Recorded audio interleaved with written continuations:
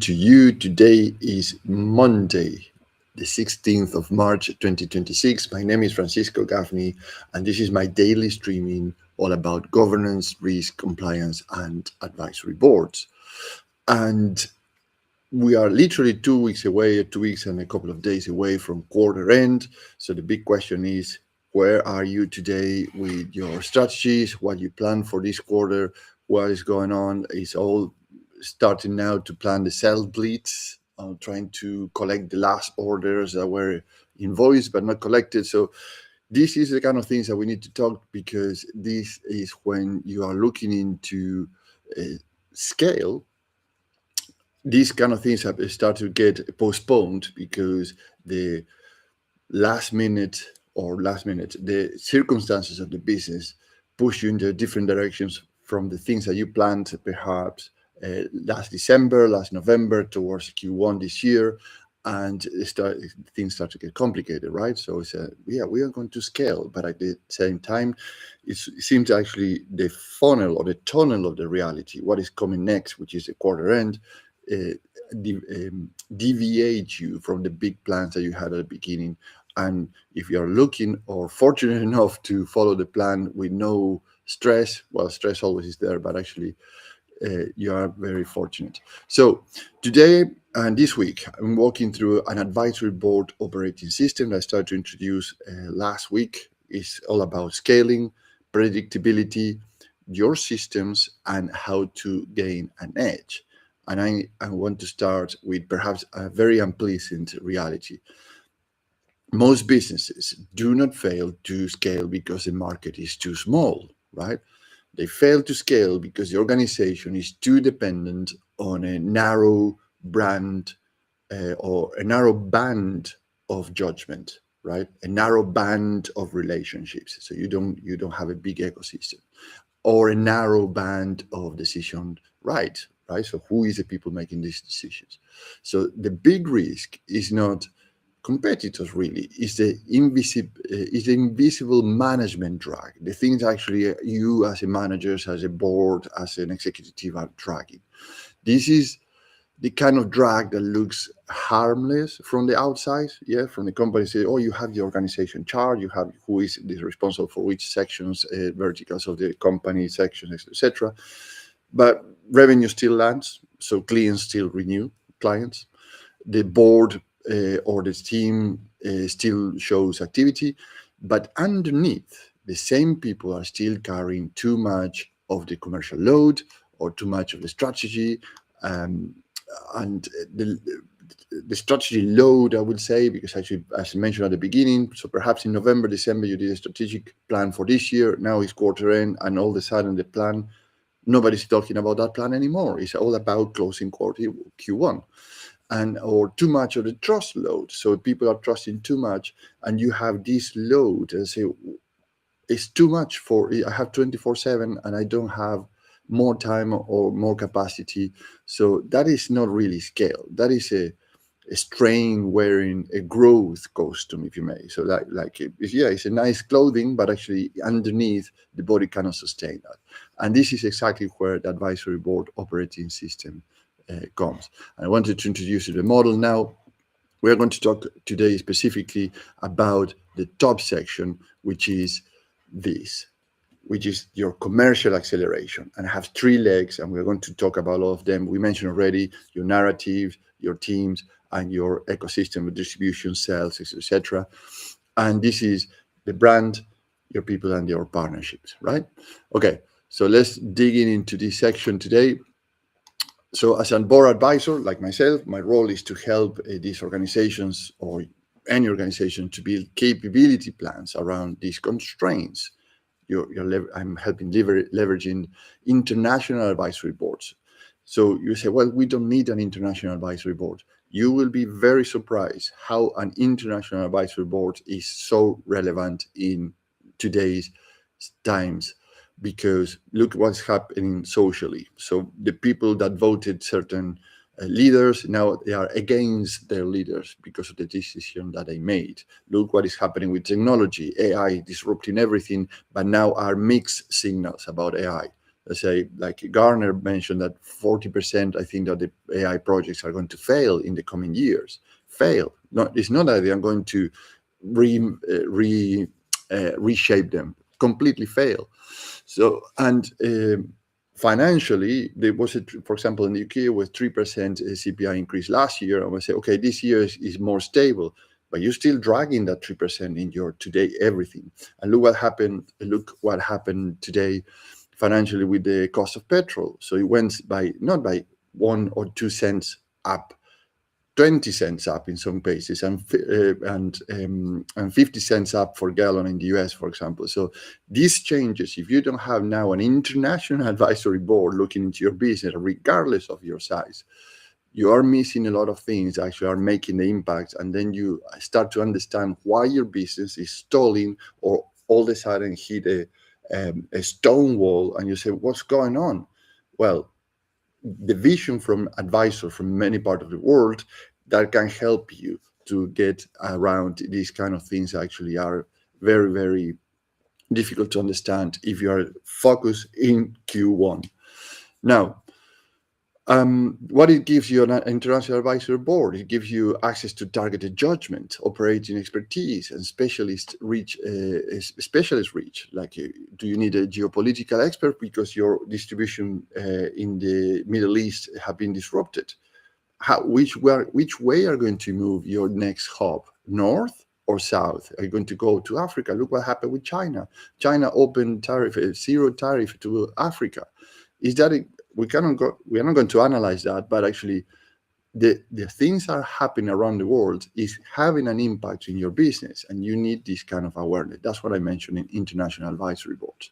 Now, so the other thing is you're not locked in the same team into one expensive executive profile for too long. The board gets sharper thinking, the executive gets better support, and the business gets a more adaptable route to scale, because actually you can change the talents of the advisory board as the evolution of the business goes through the year or through the next years. So, and I love to talk about assets all the time. So today, through the asset lens, I want you to think about 3 assets in these particular areas that you have in your screen. Number 1 is your narrative, which is your brand. The second is your leadership, which is your people. And the third is your partnership asset. And all these are assets, believe it or not. Some of them are clearer than the others. And people say, well, people are assets. They are. And actually, it's not it's a way that you position yourself as your founder dependencies or not dependencies, or your executive team dependencies or not. If you're going to evaluation now if you're raising capital, one of the things that they're looking is to the team, but they are not looking at the team anymore as actually, do they have the skills and the expertise? They look if the team is going to be fragile in front of the circumstances. Fragile means, is this a group thinking team that actually been in the business for the past 6 or 7 years and never changed? That is fragility for many investors. They will look at probably the team is too sitting in the past, pre-pandemic or during pandemic. They turned that around, but now the world changed in a different shape, so the situation is different. Because of these 3 assets are weak, then scale will always feel slower, right? Like harder and more fragile than it should. And I just mentioned one of these many things actually can show fragility is your teams, particularly when you're raising capital. So I love also to show you real guidance, frameworks, and swimming lines, if you may. In the UK is perfect for this because it's public. You can download all the templates and the things if you're in the other countries. So let's look at these with 3 problems. And I love data. So the author of National Statistics says that the structured management practices are positively related to labor productivity, research and development, and innovation. And this is the Office for National Statistics. So structured management practices, they are saying. So they did the research, they did all the heavy lifting of working. And so what is related to the positively related to labor, productivity, research and development, and innovation is a structured management. So when management quality stalls, The scale usually stalls with it, because even when demand still exists, as I mentioned at the beginning, if your team still thinking like what as or planned as 5 years ago, today the whole three pillars of the world business or social or technological things are changing. So you need views from different parts of the world today in your business. Problem number two is that the 2024 UK corporate governance codes puts a composition, succession, and evaluation at the center of governance. Composition succession, it means who is next in the line or who is going to take over if somebody had to leave for holidays, health, whatever is the case. And the Financial Reporting Council guidance also says that boards I mentioned could be executive team, boards, non-executives, etc., etc., also need deep skills with attention to talent pipelines. And if your growth model depends on a narrow leadership core, the board is already, or the team is looking at a scale risk, not a people issue. Remember that we mentioned, and I mentioned this like 3 times already, about your people, your assets in terms of your teams, non-executive directors, board of directors, a C-suite, a management suite, etc., etc. If you don't have a clear succession plan there, and I mean, and sometimes this is confusing. I'm going to go into that in a second. And let me open a bracket here. How many organizations have already, oh, we are going to develop our people, we're going to do a team leader or a leadership training, we're going to put them into this process of 6 months or a year with special projects, coming to meetings with other people so they start to understand how the business works, etc. A year later, with program finished, or the training finished, or the program, yes, I mentioned that, finished, and people 6 months later stay in exactly the same position after a lot of friction, time invested, and money, etc., etc., and there's no progression anywhere. There's no clear succession plan. It's just a tick on the box. And this is very frustration for organizations. What happened there? You are training somebody that will go somewhere else. And then you say, why our people are leaving? Well, look what you're doing with your people. Yeah, you have, well, this is hard reality, but look what's going on with your team. So your teams are loyal to you, and loyalty, I don't mean actually blind loyalty. The teams love what they do, and they keep coming to the office until they find something better, because they don't satisfy their ambitions of growth and capacity in the organization. Even some things like the leadership programs or the trainings for team leaders or management next generation, or you name it. Even if that is in place, it seems actually like a makeup. So it's done. 6 months later, everybody forget about it. But they say, "Oh, but look at this! You are very good positioned for the next promotion." But that promotion never comes, or it comes, but actually they start to get into a lot of excuses and apologies for this, but that's the reality. Let's look at the problem number 3, which is the British Business Bank says. The high cost of credit and risk aversion are key factors behind the low investment by smaller businesses. So scaling by simply adding more expensive leadership and hoping efficiency appears is not a good movement. That's what I want to say. So a hero name that have been hired for a director of sales or director of operations or a CFO is a hero for that specific particular thing. It doesn't mean that it have the capacity or the experience or the expertise for the whole thing. And people are confused with that too. They look good in CVs. They're for the particular burning situation. What will happen a year later? That's part of the succession planning. So in other words, a lot of companies think they are building a motorway, right?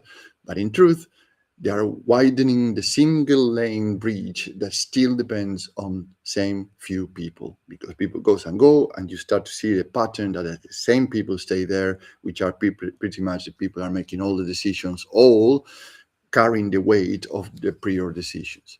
This is why boards get frustrated. And when I say boards, also I say executive teams and founders. The strategy sounds right. The market story sounds right. The headcount has increased. The budget has increased. But the business still slowing down when one founder, one CEO, one commercial lead, or one overstretched executive team hits capacity. And remember, we have 24/7, 24 hours and 7 days a week. We cannot make more time. We need to work clever in the way that we do things. Then there's another thing that happened with this. The market start asking awkward questions, right? Through your vendors, through your stakeholders, your stockholders, through investors, through your bank, and you name it. So why is growth not converting faster, right? So I say, well, we have all these. Why we are not going faster? So why margin is not improving? If you are going looking to a new credit line or a new facility in the bank, or you're looking for investors, and they say, look at your margins. I say, they stalled for the past 2 years. What happened here? You never face that question. It won't be long until you face that question. So, and the other question they will ask you is, why does every major initiative still need executive rescue? And this is what I call the boomerang effect. So the teams, like in November, December, did a wonderful plan for this year. Now we are quarter end. And where you are as in the leadership or a non-executive or a board member or a manager, back to the quarter end initiative or the fire drills, sales bleeds, production, delivery, collections, right? So the boomerang effect is actually, instead of the things going and continuing progressing as planned, last quarter end, we hit exactly the same boomerang effect. We are all hands on deck. Why? Because actually these problems are happening. So why is succession discussed but never felt? That we mentioned already. So you have a wonderful program about team leader management, etc., but never executes or never realize. I mean, it never happened for the people that are trained or exposed to these kind of levels of executive team or decision making. And this is where many boards lose time. Many executive teams lose time, and many management teams lose time. They treat scale as a sales problem or a hiring problem or a motivation problem. And usually it's an asset problem, as I mentioned. The business has not yet built enough scale assets beneath the ambition. So the ambition is there. So we did the plan in Q4. What is going on? Because we are at quarter end and this is not happening yet. So as an advisor, what I would propose to consider is the following.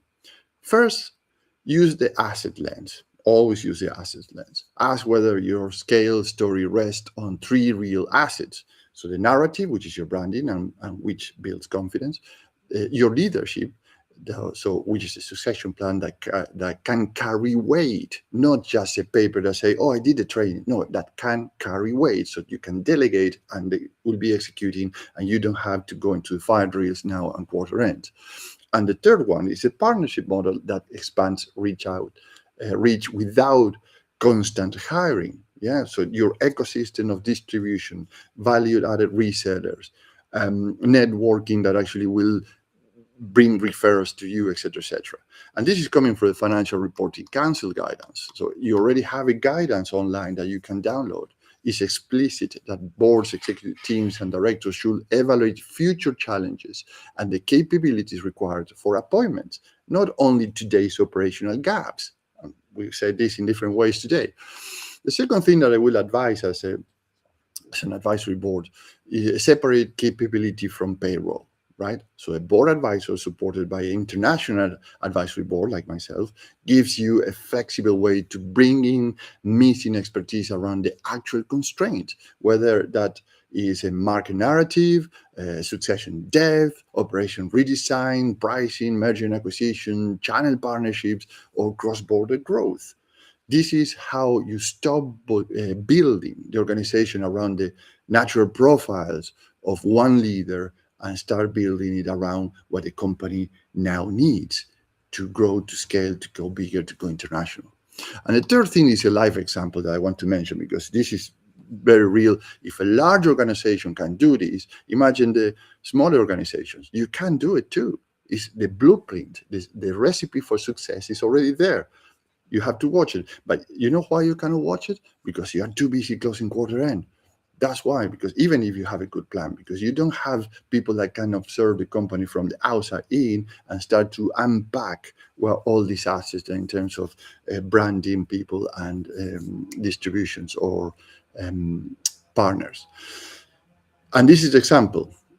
This company built an ecosystem scale before they fix they added before adding more fixed cost. And this is aptitude software, by the way. It's reported that 70% of its 25-26 pipeline was partner influenced, supporting their goal. They made a goal of 80% of their annual recurring revenue sourced through partners by 2027, by next year. So they are already succeeding. They are 70% out of the 80% that they plan through partner influence. So they don't have to compromise their own sales teams into a massive effort to get annual recurring revenue. They use their network, their ecosystem of partnership and relationships. That is what it looks like when partnership stops being decorative and start becoming a growth asset, right? So we'll talk about growth tomorrow. But now, let's do this practical. When I say narrative assets, I'm talking about branding. I mean the board's or the executive team ability to explain why your company, this company, deserves attention, trust, and premium consideration. That is a narrative asset. That is not a brand with a logo and a lot of advertising. That is not really an asset. So when I say leadership assets, I mean the real depth. No names not just the names on the org charts, not a succession in theory like this training that goes nowhere. I mean credible capability beyond the same 2 or 3 people, right? So you might have your founders, your executive team, and around them an international advisory board that gives you the ripple effect of all the things that they cannot see when they are doing the things that they are doing, because they are too focused in throwing the stone, but they cannot see where that thing goes and how that thing can contribute to their organization. And when I say partnership assets, I mean routes to market, route to delivery, routes to influence, and routes to trust that do not all sit on the payroll. Not everything is about your sales team, your operation teams, your distribution teams. There are many ways, and as the example I mentioned, 80% of the recurring revenue is coming from partnership and relationships. That's amazing, because actually you can imagine how they compress the effort of the organization and the cost big time. And once you see those 3 assets clearly, the scale stops looking like mysterious. How we are going to scale? I just gave you the recipe. It's there. And here's the model. So this is one part of 4 that gives you all this certainty. And the model, you will see as we progress in the week, is start to address itself when they have constraints. So if you have a constraint in your partnerships in terms of revenues, you will notice that right away, because you can clearly see where is that happening in this model now, right? Because you can see the gaps. Now, you can see now whether a company is under-narrated, under-benched, and bench, I mean succession, are under-networked, because actually you can see clearly where the things are not working. So let's start to wrap up. What do you gain working with me? The 3 things, actually: outcomes, differentiators, and risk reduction. In terms of outcomes, we use the advisory board operation system to diagnose where scale is being blocked, then build the right scale assets first. Usually it's narrative, leadership, depth, and ecosystem partnerships. So growth stop relying on executive heroics, right? So you don't have to do all the efforts and be Superman. You can have a full team from looking from outside in your organization to give you very, very good views what to do and how to do it, and get that execute. In terms of differentiator, instead of defaulting on one senior hire or a heavy consulting program, I work with the board, the leaders, and executives to assemble an international advisory board around the specific operation gaps. That gives the organization target expertise, lower fixed overhead, and a bench. I mean, a bench is a succession that can be refreshed as the briefs change. And what I mean with this is actually the advisory board is not a static board. It's an advisory board that can change the advisors, the team members, as the things change as you go along in the year or progressing in the plan. And in terms of risk reduction, the board, leadership, and executives get independent challenges, broader judgment, and faster access to specialist capability while keeping flexibility. Very important. You want the best, the fastest, and the right price. That reduces the risk of hiring a wrong profile, over centralizing authority, or trying to scale by cutting costs before the business has built repeatable assets. And I want to underline one more point before we close today. This is not anti-executive, right? So it's not against the management. It's not against the board. It's not anti-growth. This is to avoid fragility. Fragility is when you have this group thinking that actually don't have been doing things for the past 10, 15, 20 years up to this point. But the things start to change so quick now that actually you need more flexibility and to avoid fragility. Fragility is because if you plan something in November, December this year, look what happened in the past 2 weeks. The whole world changed in 2 weeks. And because a business that needs a small group that create this narrative, hold the relationship, and solve the bottlenecks and calm the market is that you cannot scale without. It's a concentration risk that you have if you keep doing the things the same way that you're doing, or you are not overstretching because probably you're overstretched already. You are reaching the point of disappearing in terms of cognitive creativity, right? So you start to work in an automated mode without like very tunnel, very funnel vision, and what is going on around you start to kind of dilute, and this creates more problems in the coming future than actually anything else. So one action you can take today, it takes 30 minutes or less. Write down four or your 5 growth priorities and mark each one with 1 or 3 labels. Label number 1 depends on one person, yes or no. Number 2 is depends on one team, yes or no, or already behaves like an asset, right? So if these growth priorities have dependencies in people or teams or already behaving like an asset, you start to get a very good vision of, are we growing or are we stalling? So let's pause it here for today and reconvene tomorrow, because tomorrow I'll show you the second section of the graph in more detail on the system, and I show you why growth without capital discipline becomes a money trap. And yeah, probably you were thinking all the time about the money. It's a money trap. Sometimes it doesn't require a big capital effort, but actually you have to plan for that. It's something actually you don't ask for the money, and we discussed this last week in very, very layman terms. Ask for the money when you don't need it. And also we are going to talk about how boards, leadership, and executives restore predictability before expanding or before expansion eats all your liquidity. Now, if you're a founder, if you're a leadership team, if you're an investor, if you're an executive group, and you want to apply the advisory board operating system to your scale agenda, set up a 30-minute call so I can understand your position, how you or how we are an independent international board looking from the outside in your business can help you and your teams without stepping on your toes, without the traditional consulting overhead, and without the public theater.